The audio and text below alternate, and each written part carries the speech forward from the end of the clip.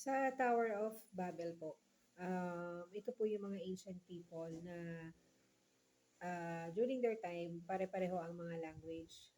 So, kumbaga, meron po silang unity. So, nagsettle sila sa land ng Babylonia. And then, natuto sila gumawa ng bricks. At nung natuto na silang gumawa ng ginawa nila, gumawa sila ng great city and a tower that reaches into the sky. So, ang purpose nila doon is for them to be known. Pero syempre nakita to ni Father God, nakita niya na yun nga, united yung mga tao sa Babylonia. Um, Kaya ang ginawa ni Father God noon ay kinonfuse niya ngayon yung mga tao na yung nakasettle sa Babylonia na magkaroon ng mga different language in that way para hindi sila magkakaintindihan. So ngayon, ini-scatter ni Lord sila all over the world kaya na-stop uh, yung pag-build ng city. So ngayon, kaya tinawag to na Babel. So, ang matututunan po natin dito, kung makikita po natin, yung mga ancient people ay nagkaroon ng, since they are united, kumbaga hindi siya naging pleasing kay Lord yung pagiging united nila. Kasi kumbaga parang naging pride. Kumbaga kasi nakita nila, natutunan nila kung paano gumawa ng bricks na pwede nilang gawin into a tower. So kumbaga yung knowledge nila ay hindi hindi pleasing kay Lord. Kumbaga alam ni Lord na kumbaga nakita dun sa mga tao na bukod sa um, siyempre united sila, may knowledge sila, pero nagkakaroon na sa heart nila ng greed, ng pride, saka ng rebellion. So, which is yun yung siyempre hindi gusto ni Father God sa mga tao. Kaya ang ginawa niya, para hindi magpatuloy yung ganung ano nila, ganung ang tawag ito, ganung actions nila, ang ginawa ni Lord is nagkaroon ng diversification ng ano natin ng language. Kaya yun nga kaya ngayon kumbaga iba't iba ang languages natin dito sa buong mundo. Ayun, so kumbaga matututunan natin dito, makikita natin dito na kahit anong talino ng isang tao, um, nakapagkaroon siya ng innovation, nagkaroon siya ng invention, nagkaroon ng innovation.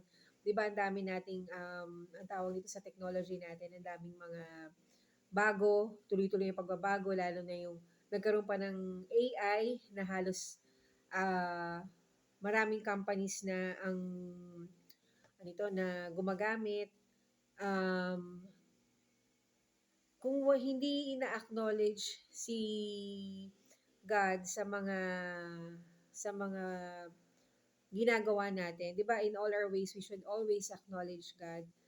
Kumbaga, nagkakaroon tayo ng pride sa puso natin. So, ng rebellion, which hindi yun ang gusto mangyari ni Father God sa gift na binibigay niya sa mga tao na about knowledge, about intelligence, about being smart.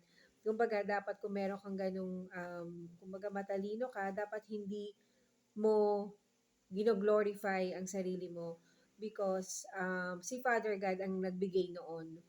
So, ito pang ano natin dito, talaga nare-remind tayo that God is all powerful. He is our sovereign God and He is our creator. Yun ang dapat hindi natin makalimutan. We are only created by God. So, ano natin is, nandun ang obedience natin sa kung sino at ang naglikha sa atin. And ang isa pang ano dito na ano ko po ay even though na nagkaroon ng wickedness sa hearts ng mga tao, kumbaga see God can break this. Kumbaga 'di ba yung verse na God gives and God can take away. So God gives knowledge, God can also take it away from you.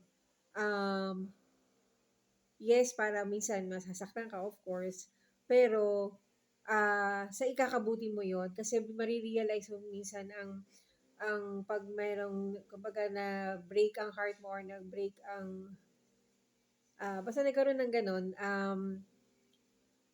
dun mo marirealize that that God is teaching us para bumalik tayo sa Kanya. Sometimes we are being parang tinuturuan tayo ni Father God.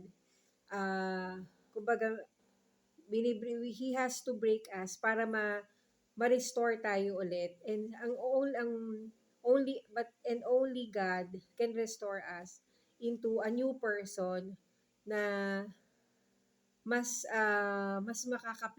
mapi-please natin 'pag nag new person na tayo, that we already have the mind of Christ, kumbaga magiging pleasing na tayo kay Father God. So, actually yun lang man po ang aking mai-she-share about the Genesis 11. So, maraming salamat po.